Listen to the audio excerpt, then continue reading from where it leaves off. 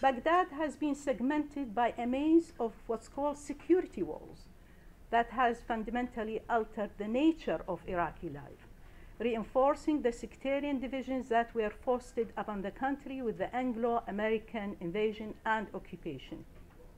The mutilation of Baghdad with 44 walls, some of them up to 20 feet high. They are similar to the apartheid walls in Palestine, with the one entry checkpoint and one exit. And there are 1,400 checkpoints in Baghdad alone. Adding to Iraqis' daily suffering and despair, are seen as a social engineering project. The sprawling and intermingled communities have been split into gated communities, potentially controllable by remote surveillance and rapid response military units and air power. We have the drones all the time above Iraq, shooting or for surveying, and it's there available. It's the new army, the modern army. It's much safer to protect their soldier forces, so they're using them. This new reality has created unprecedented changes to daily life, impacting commerce, social relations, and the Iraqi culture. Baghdad, historically multicultural, with intermarriages, has been segmented along sectarian lines. Socio-human interactivity and the multiple choices of services and markets are what make a city.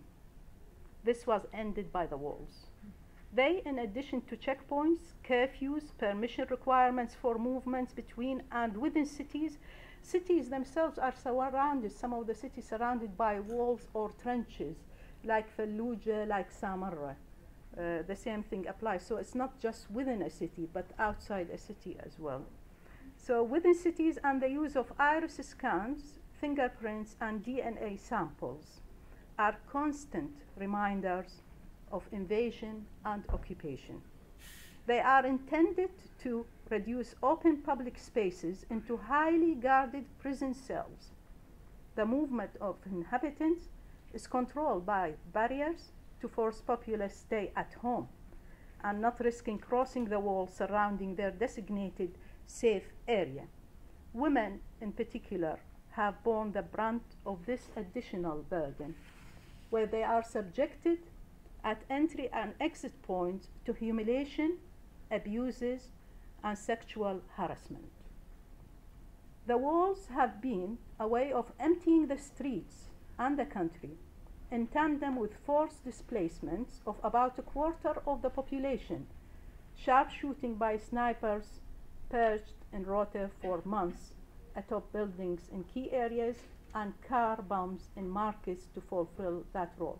So it's very important when you hear about explosion in crowded market, not to jump immediately to the conclusion that there are terrorists. They are terrorists in a sense, but definitely, I mean, not necessarily the Al-Qaeda or the Islamic, because there are so many forces acting openly on the ground in Iraq that anyone can use Al-Qaeda as a cover to do whatever they like. We have to question, we have to be aware about what's happening and why. Also, to facilitate forging the new sectarian reality in Baghdad, the US military produced maps with about 200 neighborhoods with different colors. Red for Sunnis, green for Shiites, and yellow for Christians. They are often used by the US military in their press briefing, and consequently referred to by the media and international organizations, mostly without questioning. The client regime and the media have played a crucial role. Of course, many academics also contributed, anthropologists working for the US Army, for the Pentagon directly or indirectly, for the British government. So academics also took part. It's not just the media, but media is in the spotlight most of the time. So role in promoting the politically manufactured sectarian ethnic religious divisions, hiding their essence as a policy of divide and rule and conquer. The American data for their maps are baseless, since Iraq had never documented confessional identities in any official form. We never had it. I mean, I've never been asked to put it on any form before, what I am, except in mother tongue in the 1957 census. I think that's what we were asked to, or our parents or asked to supply. If we look at general about the claims of constructions and building and all in the 7 years of occupation, the 8th year of with highly allocated funds, no strategic network has been repaired in the country. The main one is electricity. No electricity, I mean hardly any, and it's a big, big disaster in Iraq. It's affecting the manufacturing, the industry, the daily life, cooling, heating, everything related to the electricity. There are over 7.6 million Iraqis lacking access to safe drinking water until now. What is also, there is a tendency to have, because the areas are surrounded by walls, so there is tendency of creating self-efficient areas, like schools only in areas, certain areas. Women cannot take their kids to other areas, too difficult to move from one place to another, and to avoid traveling, so it's like that, this. And the collapse of large hospitals means the public relies on local surgeries, mostly private and beyond the reach of most citizens. Very expensive, extremely expensive. They are available, but beyond the reach of people. No economies of scale, no cross-feeding of ideas and skills, which is a recipe for entrenchment and future local conflicts. I'll conclude, I think my time is more or less, how is it going to work? I mean, we can't just say this is the miserable reality and we leave people in despair. How we look at the future? Are there any, Iraqi people are resisting the occupation. The resistance is continuous. It is less the attacks on the US forces and the collaborators are less what used to be in 2007, but still average attacks are 15 to 17 per day, and they are there, they're persistent there.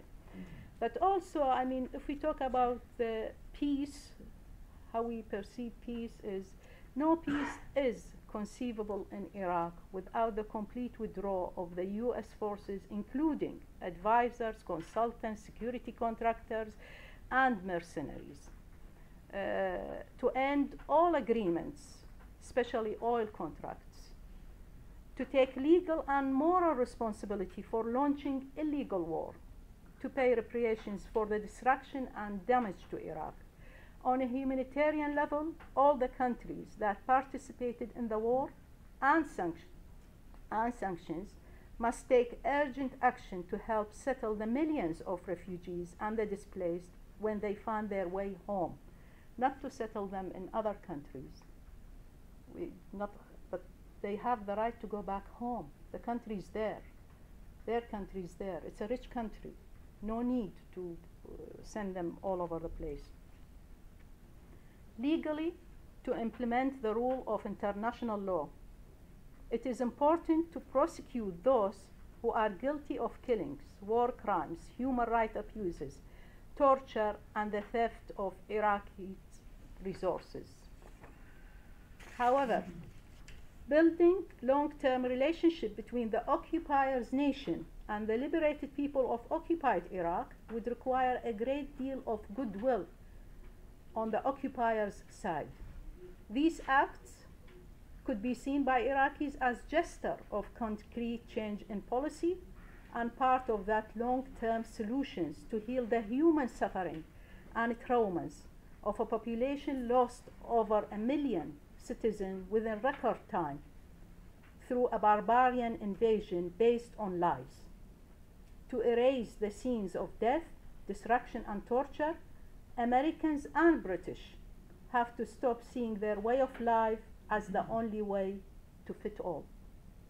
History tells of the grim fate of all colonial adventures, and Iraqi reality proved that Anglo-American occupation has been the mother